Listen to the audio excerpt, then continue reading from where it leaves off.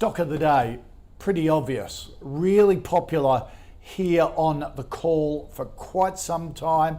Had a big following amongst a lot of our experts here on the panel. Elders, the big diversified agricultural business, posted a half-year net profit after tax, $48.8 million, down 46% on the same period last year. Underlying earnings, almost 83 million, down 37%. Company declared a 30% franked, 30% franked dividend of 23 cents a share. That's down 18% on the 28 cents a share for the same period last year. Financial year 23 underlying earnings now expected to be between 180 and $200 million. Market incredibly disappointed. We talked on the call about it on Friday, and a lot of Brady or Grady Wolf from Bell, Howard Coleman saying this update, and also Mark Gardner from Macro saying this report was going to be crucial because it's so well loved in the market. David Lane, what did you think of the update? Very disappointing, and the market's obviously been very disappointed by it as well. They gave their full year outlook and expected that the first half would be quite strong, but unfortunately that hasn't been the case. And they spoke about, I suppose, a number of different issues that they've faced, that the cattle prices are down, there's weaker crops, they've also had unseasonably wet weather, so it's been a very difficult time for them. And as you can see by the share price, it's been smashed today and down about 48% across the last 12 months, or really even over the last 6 months. So it's been a stock that, as you said, previously was well loved. The problem, I suppose, for Elders is that the previous 12 months was exceptional for them. So they had everything going in their favour. They had high cattle prices. They had the strong crop and wheat prices from the concerns or the conflict in the Ukraine. So last year was exceptional. This year it's looking a lot worse. Probably the one bright spot in their result was the fact that they said they're anticipating the second half will be slightly better.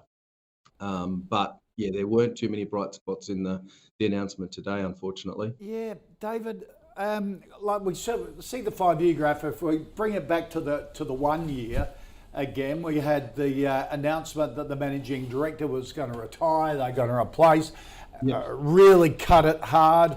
But then so many broking houses said, hey, future still looks really good. It's going to bounce back. It's one of our best bets for the year. That was almost consistent across the markets.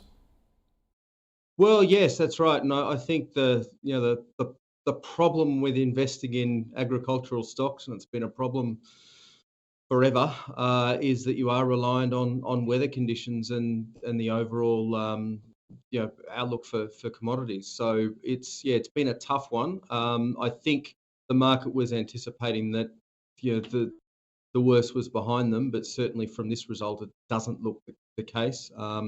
They didn't have an update on their CEO replacement either. They said that they should be able to make an announcement on that probably mid-July. So maybe the market was also looking for a positive update there as well. So it's probably one I'd be steering clear of at the moment. But then again, when you look at the share price, for those that are brave enough, it could be an opportunity, but it's probably one that I think has too many risks at the moment, and I'd be waiting until we at least get a CEO announcement. David Novac from Wealthwise Education has joined us. David, the Elders update. Oh, shocking. How can so many analysts get it so wrong is the question I've been over. It's been probably the most loved stock in the sector for a while and has done nothing. Yeah, look, it's again, it's very much the case with a lot of analysts, if they have an overly bullish expectation, then beware. Yeah. You know, it's like anything. Yeah. So, you know, I've become a contrarian when there's too many, whether they're too bearish or too bullish. You know, you take a contrarian view in my experience. But yeah, look, getting it so wrong, I mean, this is a pretty poor report. You know, they are talking about a turnaround, well, it all depending on weather conditions. But look, for me, the sentiment, the technical damage is done. Yeah. And, you know, you can't rush into a stock like this. You've got to wait till it consolidates. I'd switch out of this and go to GrainCorp, would be my, you know. Right. But yeah, disappointing result. You almost get the sense, look, chief executive retiring, haven't had, who highly regarded, didn't, as David Lane's saying, didn't say today any progress on a new one. And you're wondering whether there was some, and we'll put this to the eldest boss, 2:15 Eastern on ausbiz today, whether there were things in the cupboard that the market didn't know about and they're just cleaning it out ahead of a new chief executive. Yeah, quite possibly. You know, something, I mean, like you said, you'd think the analysts would be on top of that. But yeah, so quite a surprise. Yeah, you could be right there, David, in terms of...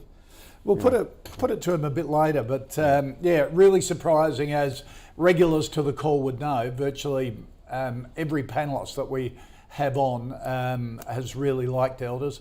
Mark Allison, the Elders Chief Executive, just a reminder, on ausbiz here at 2:15 Eastern. We'll put all those questions to him.